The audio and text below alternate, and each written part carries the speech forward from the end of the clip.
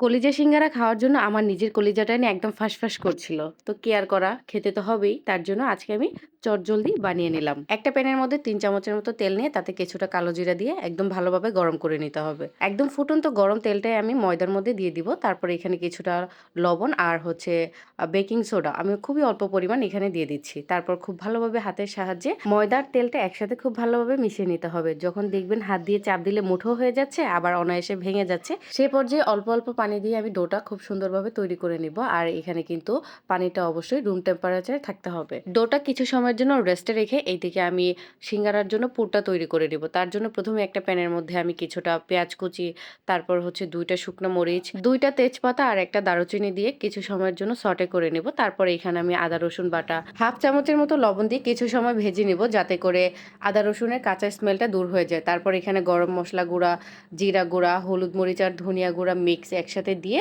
কিছুটা পানি দিয়ে দিব। তারপর এখানে আগে থেকে সেদ্ধ করে রাখা কলিজা এবং আলু দিয়ে ১ মিনিটের মতো কষিয়ে নিয়ে এখানে আরও কিছুটা পানি দিয়ে দিব। তারপর এখানে উপর থেকে কিছুটা ধনিয়া পাতা কুচি আর ২ রকমের কাঁচামরিচ কুচি দিয়ে ঢাকনা দিয়ে ঢেকে রেখে দিব। একদম হাই হিটে ৪ থেকে ৫ মিনিট জাল করে নিলেই দেখবেন যে সমস্ত পানিটা টেনে এসেছে। সে পর্যায়ে কিন্তু পুরটা একদম রেডি হয়ে গেল। আর এখানে ডোটাও খুব ভালোভাবে সেট হয়ে গিয়েছে। এইবার এখান থেকে একটা করে লেচি নিয়ে আমি একটা করে রুটি বেলে নিব। সিঙ্গারার শেপটা কিন্তু আমরা সবাই কম বেশি দিতে পারি, বাট একটা আপুকে দেখলাম যে ৳১ সিঙ্গারা খুব ইজিলি এই প্রসেসে তৈরি করছিলেন। আমার কাছে খুবই ভালো লেগেছে। তো আমিও ওই আপুর মতোই চেষ্টা করেছি বানানোর জন্য। ৳১ সিঙ্গারার শেপটা না খুবই ছোট ছিল। আপু হচ্ছে কি সেখানে আলু দিয়ে সম্পূর্ণটাই তৈরি করেছিল, বাট এইখানে আমি তো কলিজা সিঙ্গারা যেহেতু বানাবো, তার জন্য আসলে এই ৳১ সিঙ্গারার শেপটা না আসলে যায় না। এত ছোট করে কলিজার সিঙ্গারা বানানোর শেপটা দিতে না আমার খুব বেশি কষ্ট হচ্ছিল। তাও আমি চেষ্টা করেছি বানানোর জন্য।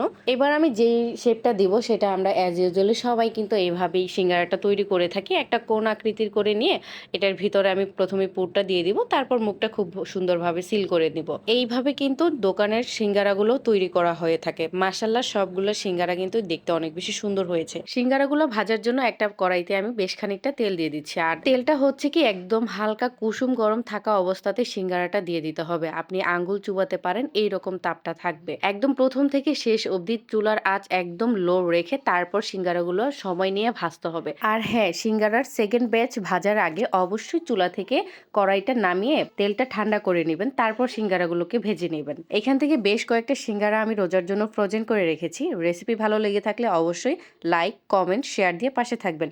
আল্লাহ হাফেজ। আসসালামু আলাইকুম।